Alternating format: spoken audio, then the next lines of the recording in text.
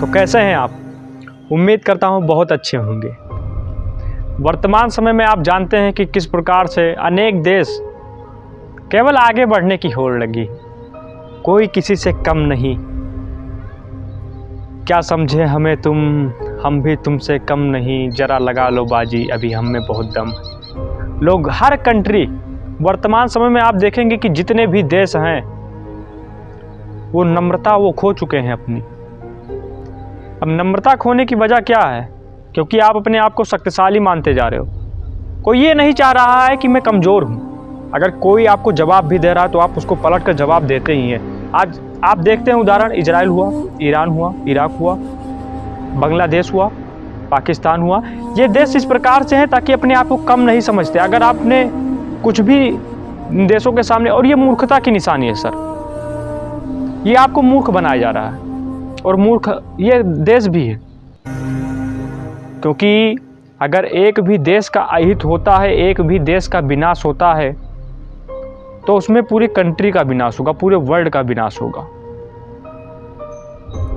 वो एक दो देशों के बीच की लड़ाई केवल दो देशों के बीच की नहीं होती है। दो देशों के बीच की लड़ाई का परिणाम पूरी दुनिया को भुगतना पड़ता है। रूस यूक्रेन हो गया। हर देश अपने आप को शक्तिशाली ही जानता है और हर देश अपने आप को शक्तिशाली ही मानता है, कोई किसी से कम नहीं।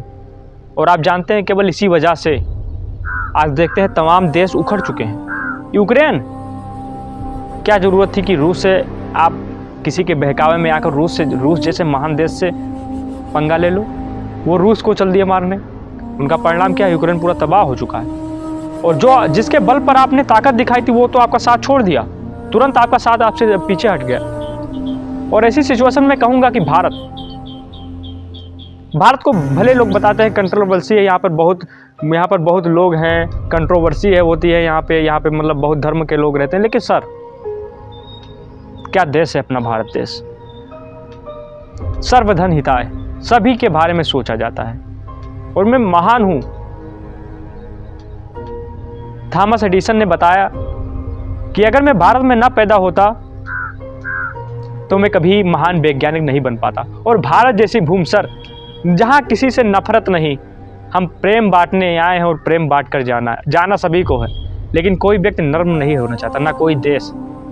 और नम्रता ही हमको आगे लेकर जाएगी। हम एक लोकतांत्रिक देश में हैं और भारत देश के संविधान का मैं दिल से आदर करता हूं। और एक लोकतांत्रिक देश की सबसे बड़ी पहचान क्या है कि जनता वहाँ की समझदार हो। बगावत करने पर ना आइए आप। और जनता अगर होशियार है तो बगावत कभी नहीं करेगी। बांग्लादेश में क्या हुआ? बांग्लादेश की आर्थिक स्थिति सही थी, कोई दिक्कत नहीं था, ज़्यादा दिक्कत नहीं था। जनता अशिक्षित थी, जनता अशिक्षित है वहाँ की, ज़्यादा एजुकेशन नहीं है, मजहब के नाम पर चलती है। और जिस देश में मजहब हो गया वह देश कभी उन्नत नहीं हो सकता है, उस देश का केवल पतन होगा। बांग्लादेश का वर्तमान समय में पतन होने का सबसे बड़ा कारण केवल एक है, अशिक्षा, कट्टरपंथियों का घुस जाना। और इसी प्रकार से सब देश बर्बाद हो जाएंगे। अगर जिस समय पर जनता अपनी मांग रखे सरकार के सामने, जनता का उत्तरदायित्व यही है, आप मांग रखिए, हिंसा का सहारा मत लीजिए कभी भी। मैं भारत देश के सभी वासियों से अपील करता हूं आप लोगों से, कभी भी हिंसा का सहारा मत लीजिएगा। क्योंकि हमारा देश बहुत सुरक्षित है और हमें सुरक्षित बनाना है। और हमें किसी नेता का, राजनेता से नहीं सुरक्षित बनाना है। हम अपने आप में सामंजस्य रखेंगे। और जब जनता सामंजस्य रखेगी, ये नेता तो चाहते हैं कि आपको धर्म के नाम पर लड़ाएं, जात के नाम पर लड़ाएं, लेकिन हमको सामंजस्य रखना है। क्या अदर कास्ट, क्या हिंदू, क्या मुस्लिम, क्या सिख, क्या ईसाई, हम तो भारत के हैं, हम हैं आपस में भाई भाई। क्या गजब की कविता है। इससे यही सीखने को मिलता है, केवल एक बात कि तनाव कभी नहीं। और जब आंतरिक विद्रोह होता है, आप बाहरी विद्रोह से निपट सकते हैं क्योंकि आपके पास सैन्य ताकत होगी, आप मजबूती के साथ लड़ेंगे, पूरा हिम्मत लगा देंगे। लेकिन जब आंतरिक विद्रोह होगा तो आप उसमें हार जाएंगे। बांग्लादेश की विक्ट्री कहाँ हुई? बांग्लादेश की हार की सबसे बड़ी वजह क्या है? क्योंकि आंतरिक विद्रोह। किसी भी देश को बर्बाद होना है, अगर उस देश में आंतरिक विद्रोह होता है तो वह देश पूर्णतः रूप से बर्बाद हो जाएगा। भारत में ऐसा नहीं है। भारत में जाना जाता है कि हम सब प्रतीक हैं एकता के, और इसी एकता के साथ मुझे बहुत खुशी हो रही है। स्वाभिमान में अपने आप को महसूस कर रहा हूं कि मैं भारत जैसे देश में जन्मा हूं, और जो व्यक्ति भारत जैसे देश में जन्मा यकीनन वो बहुत अपने आप को बहुत गौरवशाली महसूस करे, बहुत महान समझे कि मैंने बहुत कुछ किया होगा अगले जन्म में जो मैं भारत में जन्मा। क्या अपना देश है सर, क्या देश है। मैं इस देश की प्रशंसा करता हूँ, हर बार नतमस्तक हूँ मैं ऐसे देश के सामने।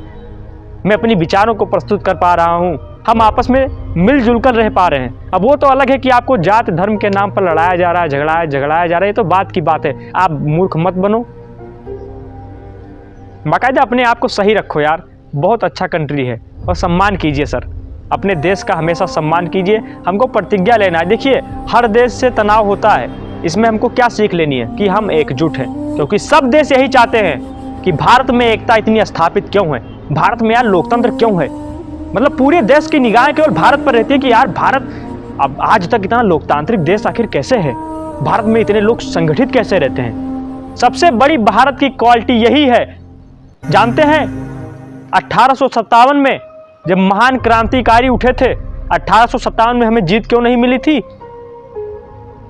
क्योंकि तमाम लोगों ने युद्ध में जाने से मना कर दिया था, संगठित नहीं थे लोग, संगठित नहीं थे। किसी ने हिंदू का नाम दे दिया, किसी ने मुस्लिम विद्रोह का नाम दे दिया। इसीलिए 1857 की जो क्रांति उठी थी, महान क्रांति उठी थी, उसमें हमें सफलता नहीं मिली। 1947 में हम एकत्रित हुए और कसम खाया कि हमको अंग्रेजों को बाहर करना है, और यकीनन हमें विजय मिली।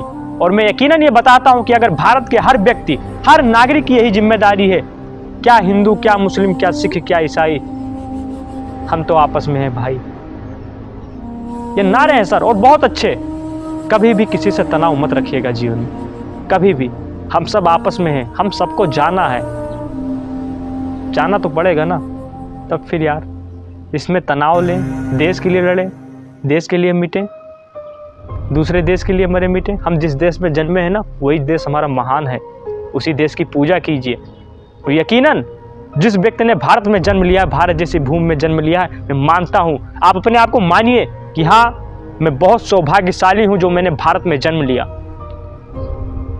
आप मानिए अपने आप को सर, आप माने या ना माने, मैं आपसे आज भी कहता हूँ, आप खुद को माने या ना माने, लेकिन अगर आपने भारत जैसी पवित्र भूमि में जन्म लिया है तो आप ईश्वर के वरदान हैं। बिल्कुल आप पूरे दुनिया की मैं बात बता सकता हूँ, भारत जैसी मिट्टी कहीं पर नहीं है, भारत जैसे हीरे कहीं पर नहीं है, इंडिया जैसा, India is largest economy, India जैसे विश्वविद्यालय कभी कहीं नहीं थे।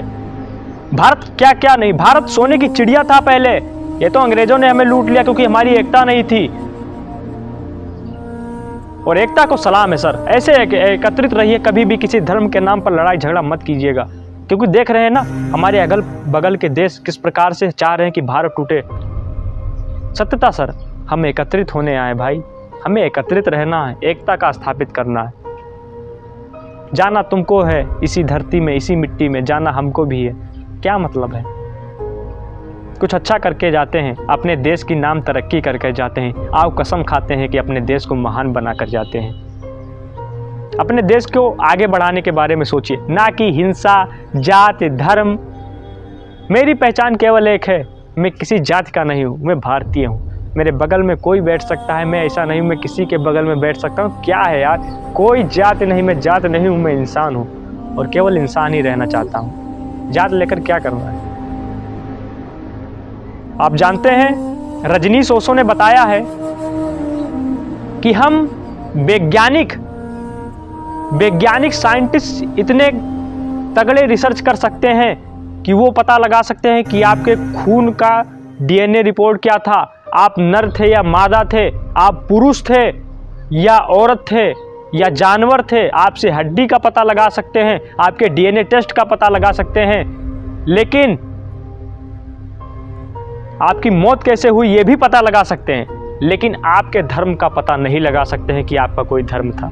क्यों? क्योंकि आपने तो धर्म बनाया है ना खुद, कोई धर्म नहीं होता है, बस थोड़ा सामंजस्य बैठाने की जरूरत है। और जिस दिन हमने सामंजस्य बैठा लिया, और भारत देश अभी भी सर मैं कहूँगा जितना संगठित भारत देश है उतना संगठित कोई और देश नहीं।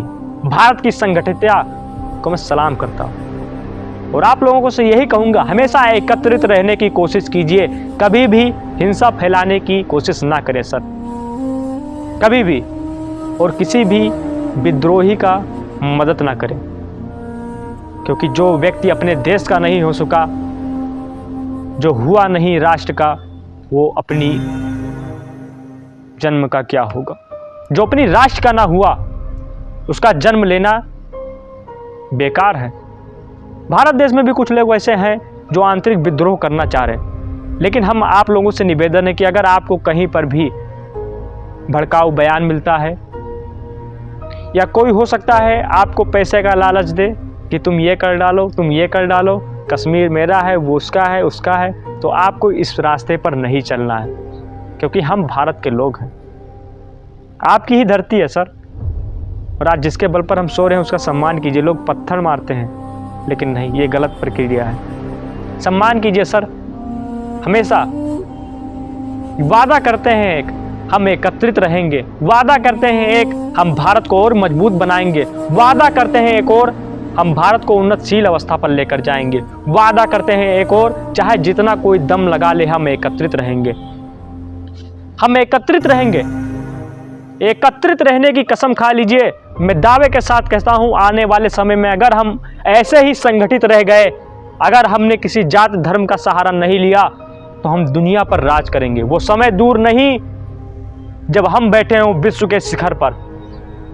लेकिन केवल एक चीज, हौसला नहीं हारना, हमको संगठित रहना।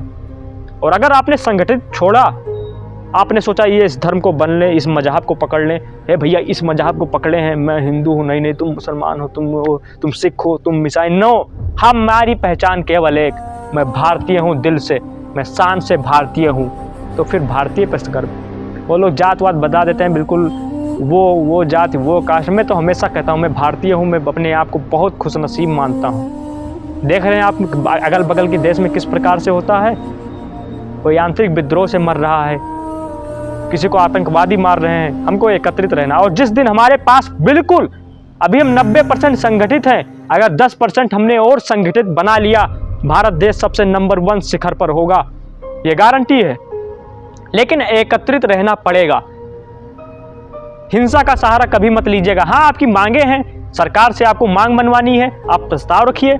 विपक्ष भी हमारा मजबूत हो चुका है। अब हमें ये तो ज़रूरत नहीं कि अगर मान लीजिए इसका शासन इतना आ गया, मान लीजिए बीजेपी इतना आगे है, तो ये तो नहीं कि बीजेपी और कांग्रेस बराबर है इस टाइम, तो बीजेपी को करना पड़ेगा जो कांग्रेस कहेगी वो। तो हमारा विपक्ष भी मजबूत है। अब हमें डरने की जरूरत नहीं है, क्योंकि तानाशाही अवस्था जब आती है ना, जब सत्तावादी पार्टी हो जाती है, जब एक पार्टी सर्वोत्तम शिखर पर होती है, और अब कोई भी पार्टी सर्वोत्तम शिखर पर नहीं है, अब बराबर तराजू पर है। तो हमें अगर अपनी मांग मनवानी है, हम प्रस्ताव रखेंगे, नहीं प्रस्ताव रखेंगे, प्रदर्शन करेंगे, आंदोलन करेंगे, लेकिन प्रदर्शन के दौरान अपनी मांगे रखिए। हिंसा सहारा मत लीजिएगा। कभी भी मन में भारत के खिलाफ निगेटिविटी की धारणा मत रखिएगा।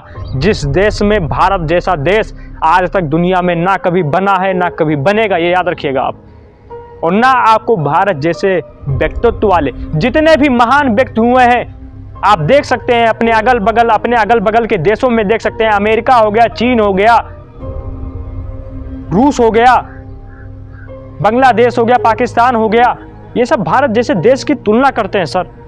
और क्यों? क्योंकि भारत ने ऐसे ऐसे कोहिनूर को निकाल दिया, इतने अच्छे हीरे निकल गए भारत जैसे देश में कि लोग आज भी भारत की जैसे देश की तुलना नहीं कर पाते। और जितने भी महान व्यक्ति हुए हैं, जिन्होंने भी इतिहास रचा है, सब भारत के हैं। आप किताब उठाकर देख सकते हैं, बुद्ध को देख लीजिए, महावीर को देख लीजिए, जितने भी कास्ट रिलीजन हैं उनको देख लीजिए, भारत जैसे देश में। फिर हम क्या हिंदू, क्या मुस्लिम, क्या सिख, केवल एक चीज, हम भारतीय हैं। हमें एकत्रित रहना है, चाहे जितने हो जाए चाहे। और हाँ, एक बात याद रखिएगा कि अपने अगल बगल के लोगों से तैयार रहिए, सचेत रहिए कि मान लीजिए कोई फर्जीवाड़ा रह रहा है या कुछ भी कह रहा है, तो हमें सपोर्ट करना है उसका। तुरंत ये नहीं कि वो मान लीजिए पैसा दे दें, भैया ऐसा है रहने दो, ये तो ये नहीं। हमको सपोर्ट करना है सरकार का, ठीक है। अगर मान लीजिए कोई भी रहता है या कोई न्यू आता है कहीं से भी, किसी अदर स्टेट से मान लीजिए आता है, तो उसको बात ही नहीं है। लेकिन कहीं से भी आता है तो आप अगल बगल की जानकारी रखिए, क्योंकि आप भारत के हैं। क्या ये सही है कि सब काम हमारे सेना करे? कुछ दायित्व हमारा भी बनता है, हम भी देखें। तो ये क्या करना है हमें कि मान लीजिए कोई अगल बगल आ रहा है तो हमको देखना है कि वो भारतीय है या नहीं, क्या उसकी पहचान है, ये हमारा फ़र्ज़ है। और अगर उसको कुछ आपको शिकायत, अगर आपको कुछ लग रहा है, डाउट हो रहा है, तो तुरंत पुलिस से कंप्लेन कीजिए अपने क्षेत्रीय, क्योंकि आप नहीं करेंगे तो कितने सेना करेगी भैया मेरे। आप 140 करोड़ हैं, अगर एक भी व्यक्ति जगे तो आप लोग इतिहास बदलेंगे। और 140 करोड़ में से हमारी कितनी सेना लग जाएगी? हम भी तो परिवार है ना, हम भी तो रह रहे हैं, तो हमारा क्या दायित्व है? अगल बगल के बारे में एक राय लें, क्या कैसे लोग आए हैं हमारे अगल बगल में, कैसे लोग हमारे रह रहे हैं, ये हमारी दायित्व है। क्या ये आतंकवादी है, ये क्या कर रहा है, इतनी टाइम इससे बात क्यों कर रहा है, और अगर बात कर रहा है तो ये गलत बात क्यों कर रहा है, इसके बैग में ये क्या जा रहा है, ये हमारा फ़र्ज़ है। और आजकल हम दुनिया में इतना भूल चुके हैं कि हमसे इससे मतलब नहीं, हम जी खा रहे हैं, बात ख़त्म। ये हमारा फ़र्ज़ क्या कह रहा है? फ़र्ज़ यही कह रहा है कि कोई भी लीगल अथॉरिटी से रहता है तो ठीक है, लेकिन अगर कोई इलीगल अथॉरिटी से रहता है, कोई आता है बिल्कुल गुमनाम सा रहता है, फर्जीवाड़ा लगता है आपको, तो तुरंत आप स्थानीय क्षेत्रगत पर पुलिस से सहायता लीजिए, ये आपकी उत्तरदायित्व है। क्योंकि भारत देश में घुसपैठियों का बिल्कुल रोकथाम करना है हमें, क्योंकि हम भारत के लोग पर्याप्त हैं दुनिया जीतने के लिए। हमको किसी और की मदद नहीं चाहिए, ना किसी की और की ज़रूरत है, और ना किसी को घुसपैठ करने की इजाज़त आप दीजिए, क्योंकि फैसला आपके हाथ में है। आप जैसा चाहेंगे वैसा बनेगा। Thank you very much. हम इंडिया के लोग, हम इंडिया को आगे लेने जाने का प्रण करते हैं, और आगे हमेशा बने रहिएगा, और हमेशा हम इंडिया को जो मजबूत बनाएंगे। बस हम एकत्रित हो जाएं। हमको सपोर्ट क्या करना है कि कोई भी अदर कंट्री का अगर मान लीजिए आता है, या कोई भी पड़ोसी देश का आता है, हमको उसके बारे में जानकारी रखनी है। अगर उसके बारे में कुछ भी आपको गड़बड़ लगता है, या लगता है कि ये आदमी बुरा है, तो तुरंत अपने स्थानीय कार्यालय में, पुलिस कार्यालय में जाइए, उस व्यक्ति के खिलाफ बताइए कि वो ऐसा दिख रहा है, वो सनसनी है या कुछ दिक्कत है, तुरंत उसका निपटारा होगा। और ऐसा कीजिए, क्योंकि हम भारत के लोग हैं। संविधान में पहले यही है, हम और हम भारत के लोग। तो क्या इसका मतलब क्या है कि हमारे दायित्व भी कुछ हैं, केवल खाना दायित्व नहीं है कि भारत में रहो, कुछ फ़र्ज भी तो है ना। इंडिया में सब काम सेना नहीं करती। आपका फ़र्ज क्या है कि अपने अगल बगल के सब क्षेत्र का आपने याद रखिएगा कि कौन किस तरीके से है। किसी घर के घर पे कोई आतंकवादी तो नहीं आ गया, कोई हमलावर तो नहीं है, कोई हिंसा वाला व्यक्ति तो नहीं है, तो तुरंत उसको बताइए। आपका फ़र्ज यही है। हाँ, गुमनाम रखिए नाम अपना, बस बात खत्म। नेता बनने की जरूरत नहीं है, आप तुरंत बता दीजिए, बस आपके नाम को गुमनाम रखा जाएगा, कोई दिक्कत नहीं। धन्यवाद, जय हिंद। हम एकत्रित रहेंगे, साथ रहेंगे, और साथ चलें तो हालात बदल देंगे। धन्यवाद, जय हिंद, वंदे मातरम। तो साथ चले तो जीतेंगे।